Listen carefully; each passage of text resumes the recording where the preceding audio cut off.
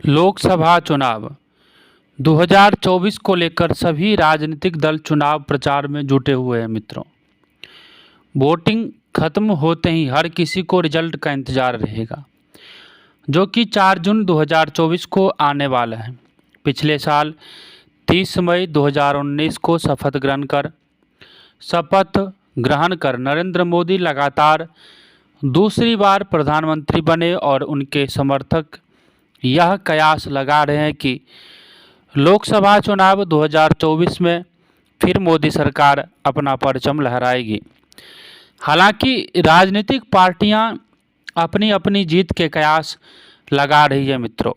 नमस्कार मित्रों, मैं आचार्य शंकर ठाकुर आप सबको अपने YouTube चैनल पर आत्मा की सूक्ष्म गहराइयों से मित्रों स्वागत करते हैं। मित्रों, यदि आप हमारे इस YouTube चैनल पर पहली बार विजिट कर रहे हैं तो कृपया करके इसको सब्सक्राइब करें, लाइक करें, शेयर करें और बेल आइकन वाले बटन को अवश्य दबाइए, ताकि आपका और हमारा साथ लंबे समय तक मित्रों बने रहे। मित्रों, यदि आप ज्योतिष में रुचि रखते हैं अथवा ज्योतिष विज्ञान को जानना चाहते हैं अथवा आपके जीवन में चल रही किसी भी समस्या का समाधान चाहते हैं मित्रों, वैदिक समाधान चाहते हैं, तो आप हमारे इस YouTube चैनल को सब्सक्राइब करें और डिस्क्रिप्शन में दिए गए नंबरों पर आप हमसे कांटेक्ट कर सकते हैं मित्रों। आगे बात करेंगे इस एपिसोड में कि नरेंद्र मोदी और राहुल गांधी की एक ही राशि है, फिर भी राहुल गांधी क्यों पीछे रह जाते हैं नरेंद्र मोदी से। ऐसा क्या कारण है जो नरेंद्र मोदी को जीत का दर्जा देता है, जीत का सम्मान, जीत का सेहरा उनके सिर पे बांधा जाता है और राहुल गांधी हार जाते हैं मित्रों। इसी के ऊपर इस एपिसोड में चर्चा करेंगे मित्रों। ऐसे में ज्योतिष में जो लोग रुचि रखते हैं, ज्योतिषीय नज़र से देखते हैं, तो ज़रूर उत्साहित होंगे कि आखिर नरेंद्र मोदी की कुंडली में ऐसा क्या खास योग है कि वह पिछले 2 लोकसभा चुनाव में लगातार बाजी मार रहे हैं और तीसरे में भी 100% बाजी मारेंगे मित्रों। और लेकिन राहुल गांधी तमाम कोशिशों के बाद भी टक्कर देने में असमर्थ हो रहे हैं। क्या कारण है ऐसा, इसी के ऊपर चर्चा करेंगे मित्रों इस ब्लॉग में। आपको बता दें कि नरेंद्र मोदी और राहुल गांधी की चंद्र राशि एक ही है, इसके बावजूद राहुल गांधी जीत से बहुत पीछे रह जाते हैं मित्रों। नरेंद्र मोदी और राहुल गांधी की यदि बात की जाए, प्रधानमंत्री नरेंद्र मोदी का जन्म रविवार के दिन 17 सितंबर वर्ष 1950 की सुबह 11 बजे हुआ था। वहीं राहुल गांधी का जन्म दिल्ली में गुरुवार के दिन 18 जून 1970 में हुआ था। इस हिसाब से राजनीतिक सीन में आमने सामने खड़ी 2 हस्तियों की चंद्र राशि एक ही है मित्रों, यानी कि वृश्चिक राशि की है। ज्योतिष के अनुसार प्रधानमंत्री जैसे पद पर पहुंचने की सबसे ज़्यादा संभावना वृश्चिक राशि, सिंह राशि और मेष राशि के लोगों के पास होती है मित्रों। इसके बावजूद राजनीति में कहीं किसी और की कुंडली का सपोर्ट तो कहीं ग्रहों का योग हावी हो जाता है मित्रों। नरेंद्र मोदी की कुंडली की विवरण की यदि बात की जाए मित्रों, तो वृश्चिक लग्न है और लग्न में ही चंद्र और मंगल विराजमान है। वृश्चिक राशि में चंद्रमा जब रहता है तो यह नीच का माना जाता है और नीच के चंद्रमा बैठे हुए मित्रों, लेकिन इनके कुंडली में नीच भंग राजयोग का भी निर्माण हो रहा है, जो प्रारंभिक स्थिति में यानी कि शुरुआती समय में बहुत ही ज़्यादा संघर्ष करवाता है और संघर्ष होने के बाद अपार सफलता भी देता है मित्रों। अब नीच भंग राजयोग कैसे हो रहा है उसके ऊपर यदि बात करें मित्रों, तो वृश्चिक राशि के स्वामी मंगल देव हैं और मंगल देव स्वयं लग्न भाव में विराजमान है, यानी कि पहले घर में विराजमान है मित्रों। तो ऐसी स्थिति में नीच भंग राजयोग बन रहा है, जो कि अपने आप में एक बहुत ही महत्वपूर्ण योग माना जाता है मित्रों। और वर्तमान में जो दशाएं चल रही है मित्रों, वह चंद्रमा की ही दशा चल रही है, जो अपने आप में काफ़ी अच्छा माना जाता है। उसके बाद राहुल गांधी की जन्म कुंडली की बात करें तो राहुल गांधी की लग्न कुंडली वह मकर लग्न की कुंडली है और दूसरे भाव में राहु विराजमान है, चौथे भाव में शनि विराजमान है। अब यहाँ पर एक विशेष स्थिति यह बन रही है कि राहुल गांधी के जन्म कुंडली में, जन्म पत्रिका में जो सबसे महत्वपूर्ण ग्रह है शनिदेव है और शनिदेव ही कमजोर अवस्था में जाकर बैठे हुए हैं, है तो केंद्र में परंतु वह 1 नंबर यानी कि मेष राशि पर बैठे और मेष राशि पर जब शनिदेव बैठते हैं तो यह अपने आप में नीच माना जाता है, यानी कि शनिदेव लग्नेश राहुल गांधी की जन्म पत्रिका में लग्नेश नीच के माने गए मित्रों। यह बहुत ही ज़्यादा घातक योग होता है जो मनुष्य को बहुत ही ज़्यादा संघर्ष करवाता है और संघर्ष होने के बावजूद भी रिजल्ट न्यूनतम ही रहता है। इनके कुंडली में किसी प्रकार का कोई नीच भंग राजयोग नहीं बन रहा है, क्योंकि यदि मंगल देव जो चौथे घर के स्वामी है मित्रों, मंगल देव है और मंगल देव यदि केंद्र भाव में बैठे रहते तो इनका नीच भंग राजयोग बन जाता, परंतु इनके जन्म पत्रिका में नीच भंग राजयोग नहीं बन रहा है और जिसके कारण इसको बहुत ही ज़्यादा संघर्ष का सामना करना पड़ता है राहुल गांधी को मित्रों।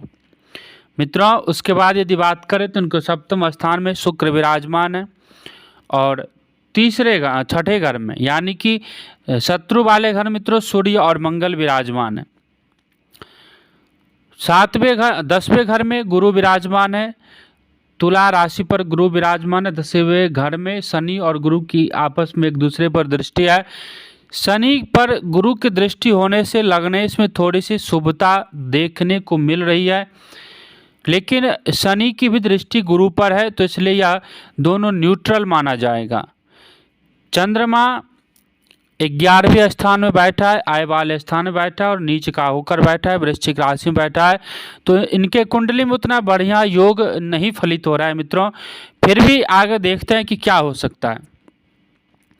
एक ही राशि होने के बावजूद भी जीत से बहुत ज़्यादा पीछे रह जाते हैं राहुल गांधी। नरेंद्र मोदी और राहुल गांधी वृश्चिक राशि के हैं मित्रों। वृश्चिक और सिंह राशि के लोगों का उच्च पद तक पहुंचाने का अच्छा योग होता है। ऐसे में सबके मन में एक सवाल जरूर उठ रहा होगा कि फिर भी राहुल गांधी अब तक राजनीति में अपेक्षित सफलता क्यों नहीं पा सके।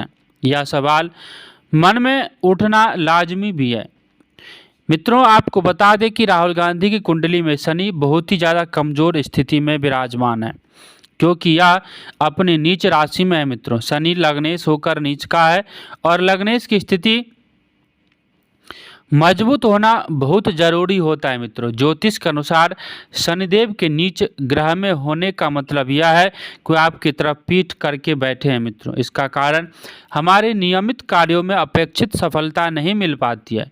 इसी तरह यदि शनि उच्च ग्रह में बैठे हो तो थोड़े प्रयासों से अधिक सफलता मिल सकती है।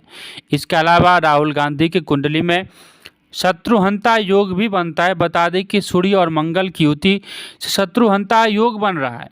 कुंडली में छठा भाव छठे घर शत्रु का होता है और जब इस भाव में मंगल ग्रह या फिर नीच के शनि मौजूद होते हैं या फिर इनकी दृष्टि पड़ती है तो इस योग का निर्माण होता है। यह योग शुभ योग माना जाता है, लेकिन राहुल गांधी की महादशा कमज़ोर है और इसके परिणाम स्वरूप यह पूरी कोशिश करते हैं और अपने विरोधियों को हराने की, लेकिन ऐसा संभव नहीं हो पाता है मित्रों। दरअसल देवगुरु बृहस्पति अपनी शत्रु राशि तुला राशि में 10वें भाव में बैठे हैं जो कैरियर का भाव है, इसीलिए शत्रुहंता योग होने के बावजूद इन्हें लाभ नहीं हो पा रहा है। हालांकि 2024 के बाद बहुत बड़ा परिवर्तन आने की संभावना है इनके जीवन में मित्रों।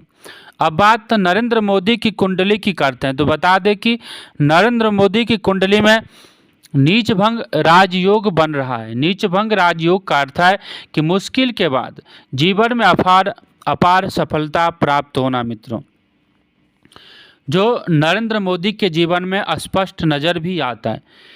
जब किसी कुंडली में किसी ग्रह के नीच राशि के स्वामी और उसकी उच्च राशि के स्वामी केंद्र में होते हैं तो नीच भंग राजयोग बनता है। ज्योतिष के अनुसार यदि किसी जातक की कुंडली में सूर्य के परिणाम स्वरूप से नीच भंग राजयोग का निर्माण होता है तो उसे राज्य व राज्य की जनता की तरफ से अत्यधिक लाभ प्राप्त होता है मित्रों। यही नहीं, जातक अपनी नीतियों को लोगों के सहयोगों से सफल बनाने में कामयाब भी होता है। इसके अलावा नरेंद्र मोदी की कुंडली में 10वें भाव के स्वामी ग्रह स्वामी सूर्य 11वें भाव में बैठे हैं और ये एक मजबूत और अच्छा योग है। छठे भाव के स्वामी मंगल जो शत्रु का भाव होता है उसका स्वामी मंगल अपनी ही राशि में विराजमान है, इसीलिए इनकी कुंडली में मजबूती कही जा सकती है मित्रों, मजबूती भर भर कर है। चंद्रमा की महादशा ने दिलाई थी मोदी को अपार सफलता मित्रों। नरेंद्र मोदी के जीवन में नीच के चंद्रमा की महादशा नवंबर 2011 में शुरू हुई थी और नवंबर 2021 तक चली।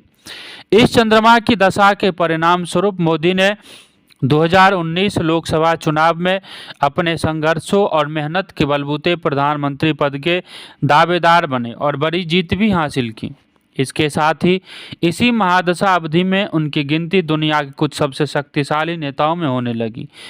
भारत में ही नहीं, विदेशों तक मोदी का जादू छाने लगा। इसीलिए यह जरूरी नहीं कि कुंडली के नीच के ग्रहों की दशाएं जीवन में सिर्फ संघर्ष और मुश्किल ही लाए मित्रों, बल्कि जीवन में ऐसी सफलता भी दिलाती है जो बड़े बड़े राजयोग भी नहीं दिला पाते मित्रों। अब देखते हैं राहुल गांधी के लिए कैसा होगा आने वाला समय।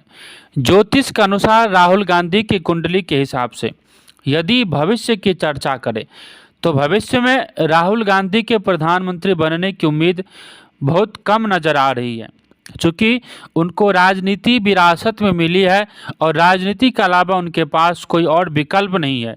तो ऐसे में उनका स्वभाव राजनीतिक नहीं होते हुए भी उनके लिए राजनीति करना एक पारिवारिक दायित्व भी है मित्रों और एक अहम जिम्मेदारी भी है। बात यदि भविष्य की करें तो 53 वर्ष की अवस्था तक राहुल गांधी राजनीति में चुनौतियों का सामना करते हुए अपने वजूद की लड़ाइयाँ लड़ते रहेंगे, साथ ही साथ पार्टी मुख्य रूप से कमान संभाले रहेंगे मित्रों। लेकिन इस बात की प्रबल संभावना है कि 53 की आयु के बाद राहुल गांधी का एक नया रूप लेकर आगे बढ़ेंगे और 55 वर्ष की अवस्था में सफलता की ओर तेजी से कदम बढ़ा सकते हैं मित्रों। ज्योतिष के जानकारों का मानना है कि राहुल गांधी की ग्रह दशा पिछले कई सालों से अच्छी नहीं चल रही है, लेकिन राहुल गांधी की जोरदार वापस होने वाली है। 2024 में राहुल गांधी की मेहनत की वजह से उनके सीटों की संख्या थोड़ी सी बढ़ती हुई दिख सकती है, बहुत ही ज़्यादा नहीं बढ़ सकती, 2-4 का अंतर रहेगा मित्रों। ज्योतिष के अनुसार राहुल गांधी की कुंडली में नवंबर 2014 से लेकर जनवरी 2020 तक कोई बहुत अच्छा समय नहीं था। जनवरी 2017 से तो स्थिति और भी खराब चल रही थी मित्रों, लेकिन जनवरी 2020 के बाद से राहुल गांधी शुभ ग्रहों का मजबूत साथ मिल रहा है और जनवरी 2020 के बाद राहुल गांधी की पार्टी में पकड़ मजबूत होने लगी है। कुछ नए सहयोगी भी राहुल गांधी के साथ आगे जुड़ेंगे। शनि के शुभ प्रभाव से 24 जनवरी 2020 के बाद से राहुल गांधी धीरे धीरे नए बदलाव की ओर आगे बढ़ेंगे मित्रों और जीवन में उन्नति का बहुत अच्छा ग्राफ बनने की संभावना है। आगे जाकर देश के हित के लिए वो काफ़ी बेहतरीन काम कर सकते हैं। यही नहीं, राहुल गांधी के राजनीतिक जीवन के साथ साथ उनके निजी जीवन में भी कई बड़े महत्वपूर्ण बदलाव देखने को मिलेंगे और धीरे धीरे उनके विचारों से जनता प्रसन्न होगी। जून 2024 के बाद जब इनके शनि की अंतर्दशा चलेगी तब यह मजबूती से ताकतवर नेता के रूप में उभर सकते हैं मित्रों और हो सकता है कि यह सदन में विपक्ष के नेता का पद ग्रहण करें। वही कुछ ज्योतिषाचार्यों का कहना है कि राहुल गांधी की कुंडली कमजोर नहीं है, वो जब तक अपने व्यवहार में परिवर्तन नहीं लाएंगे तब तक उनकी स्थिति इसी तरह बनी रहेगी। साथ ही नरेंद्र मोदी जब तक राजनीति में रहेंगे राहुल गांधी की कुंडली मोदी की कुंडली के सामने कमजोर साबित हो सकती है। हालांकि हर किसी ज्योतिष की अपनी अपनी राय होती है। नमस्कार मित्रों, मैं आचार्य शंकर ठाकुर आप सबको अपने YouTube चैनल पर आत्मा की सूक्ष्म गहराई से मित्रों स्वागत करते हैं। मित्रों, यदि आप हमारे इस YouTube चैनल पर पहली बार विजिट कर रहे हैं तो कृपया करके इसको लाइक करें, सब्सक्राइब करें, शेयर करें और इस वीडियो को ज़्यादा से ज़्यादा लोगों तक शेयर करें, अथवा जो लोग ज्योतिष में रुचि रखते हैं मित्रों उनको शेयर करें, ताकि इसका जो प्रभाव है सभी को पता चले। मित्रों, राहुल गांधी की जन्म तारीख क्या है, राहुल गांधी कौन सी तारीख को पैदा हुए थे, इसके बारे में जानकारी दे रहे थे। मित्रों, यदि आप ज्योतिष में रुचि रखते हैं अथवा वास्तु विजिट करवाना चाहते हैं अथवा वास्तु संबंधित, ज्योतिष संबंधित, हस्तरेखा संबंधित किसी प्रकार की जानकारी चाहते हैं तो डिस्क्रिप्शन में दिए गए नंबरों पर आप हमसे कांटेक्ट कर सकते हैं। इसी आशा के साथ कि हमारे यह कार्यक्रम आप सबको पसंद आता हो, आप लोगों से विदा लेता हूं। तब तक के लिए नमस्कार।